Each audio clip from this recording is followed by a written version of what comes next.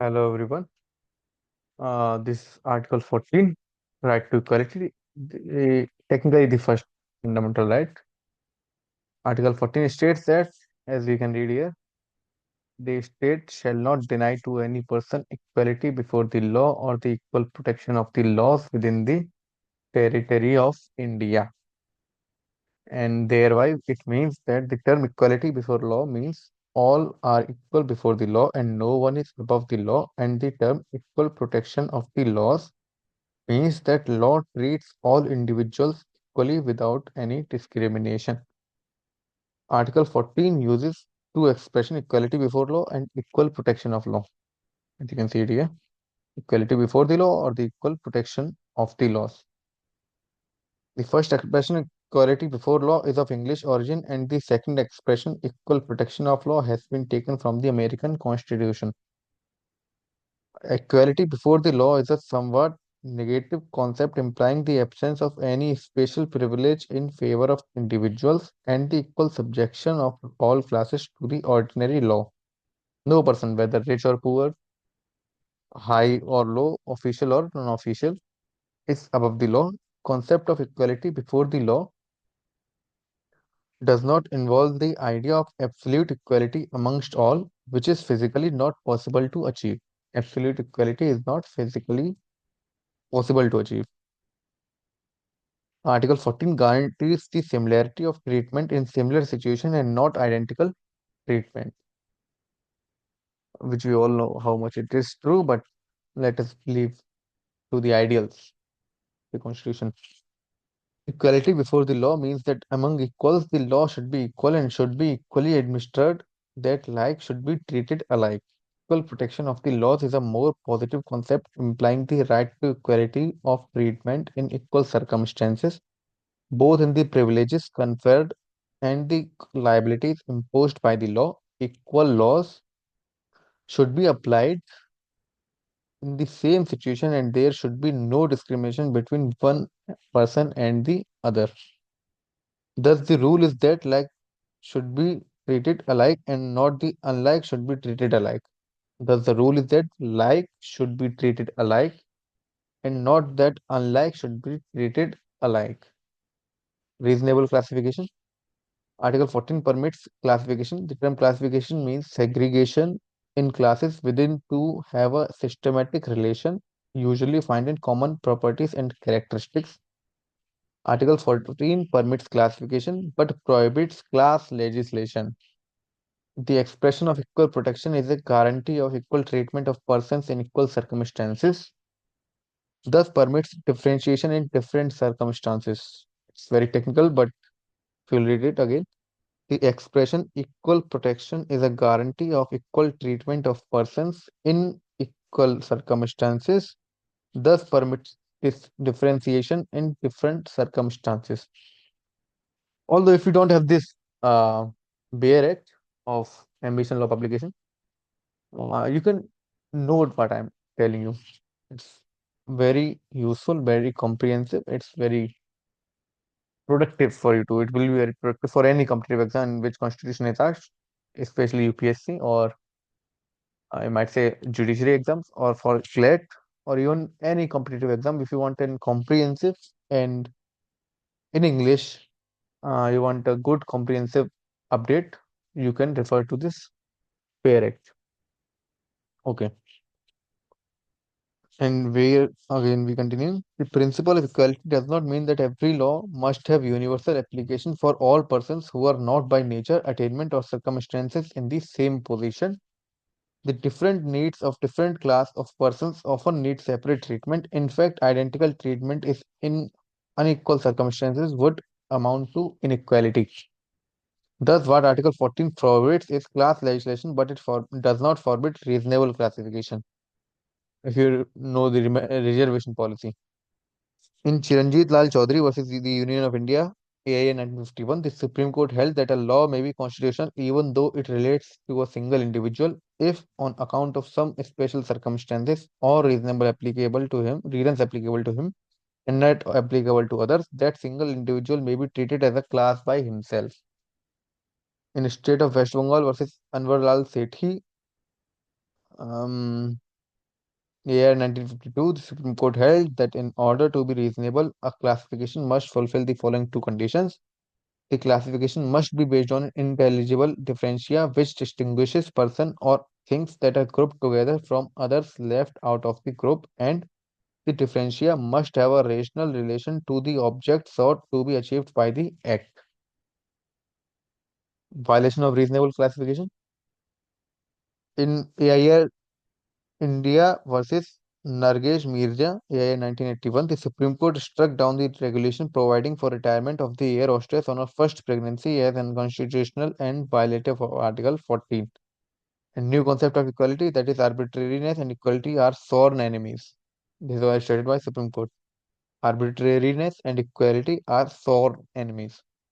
In E.P. Royappa versus State of Tamil Nadu, AIR 1974, the Supreme Court criticized the old theory of reasonable classification and laid down a new concept of equality. Equality is a dynamic concept with many aspects and dimensions, and it cannot be cribbed, cabined, and confined. It cannot be cribbed, cabined, and confined within traditional and doctrinaire limits. From a positivistic point of view, equality is antithetic to arbitrariness. In fact, equality and arbitrariness are sworn enemies. One belongs to the rule of law in a republic, while the other to the whim and caprice of an absolute monarch. Where an act is arbitrary, it is implicit that it is unequal both according to political logic and constitutional law, and is therefore violative of Article 14. This is very beautiful language, and it's not mine, it is of Supreme Court, and you can state it and write it because, yeah, it is held by Supreme Court, that's why. It is the absolute truth. Rule of law. Mm, The students of political science might be aware by the rule of law, definition of rule of law, and the students of law might be aware of rule of law, and the students preparing for UPSC can guess what is rule of law. It is the doctrine of rule of law was propounded by A.V. Dicey and can be traced in British Constitution. This doctrine states that no person is above law and law is supreme. It means exclusion of arbitrariness on part of the government. In Indian Constitution, this doctrine is incorporated in Article 14, which grants protection to all individuals, equality before law, and protection against excessive arbitrariness. In ADM Jawalpur versus Shivakant Chakula, AI 1966, the then Chief Justice of India, A.N. Ray, said that the Constitution is the mandate. The Constitution is committed to the rule of law, and no one can rise above the rule of law in the Constitution. Equality in positive concept. In Ekta Shakti Foundation versus Government of NCT of Delhi, AA 2006, the Supreme Court ruled that equality clause cannot be applied to legitimize an illegal action. And right to equality to transgender persons in National Legal Services Authority, NALSA versus Union of India, AA 2014, Supreme Court observed that transgender person was subject to extreme discrimination in all spheres of society, and the court held that right to equality was framed in gender neutral terms, that is all persons. Right to equality is for all persons. Consequently, the right to equality would extend to transgender persons also. And triple talaq is constitutional, unconstitutional. It was held by Supreme Court in Shaira Banu versus Union of India 2017 judgment. The five-judge bench of Supreme Court held that the practice of instantaneous triple talaq, talaqul biddat, was unconstitutional and violative of Article 14, right to equality. The Supreme Court observed that gender equality, gender equity, and gender justice are values intrinsically intertwined in the guarantee of equality under Article 14. Begging is not a crime was again stated in Harsh Mandar versus Union of India 8 2018. The Delhi High Court decriminalized, remember Delhi High Court, not Supreme Court, decriminalized begging on the ground of right to equality under Article 14 by removing around 25 sections of Bombay Prevention of Begging Act 1959, which criminalized different forms of begging. It was observed by the court that begging is nothing but a direct attack on the fundamental rights of the poorest of the lot in their process to somehow access the basic necessities like food and shelter. So, consensual homosexual acts between two adults is no more a crime. It was held in Navtesh Singh Johar versus Union of India, year 2018. This is an important case. The five-judge bench of Supreme Court headed by then Chief Justice of India Deepak Mishra unanimously struck down Section 377 of the Indian Penal Code 1860, which is now Bharatiya Nyaya Sanhita 2023, Bharatiya Nyaya Sanhita, to the extent that it is criminalized same-sex relationship between consenting adults. The Supreme Court observed that to such an extent, Section 377 of Indian Penal Code 1816 was violator of a right to equality. And furthermore, adultery is no more a crime and husband is not the master of wife. In Joseph Shine versus Union of India, year 2018, which is also an important case law, you might have heard about it too. A five-judge bench of Supreme Court, headed by then Chief Justice of India Deepak Mishra, struck down 158-year-old Section 497 of the Indian Penal Code 1860, thereby decriminalizing adultery. The Supreme Court struck down Section 497 on the ground that it violates Article 14, 15, and 21 of the Constitution. The Supreme Court also observed that any provision of law affecting individual dignity and equality of women invites the wrath of Constitution. It is time to say husband is not the master of wife. Legal sovereignty of one sex over the other sex is wrong. The Supreme Court held Section 497 to be manifestly arbitrary. In this process, the bench overruled its judgment in Sovimitri Vishnu versus Union of India and Vishnu Revati versus Union of India and Yusuf Abdul Aziz versus State of Bombay, IA 1954. These were the judgments which were overruled by this latest judgment of Joseph Shine versus Union of India, year 2018. You can note this one if you want. Right of women to enter Sabrimala temple.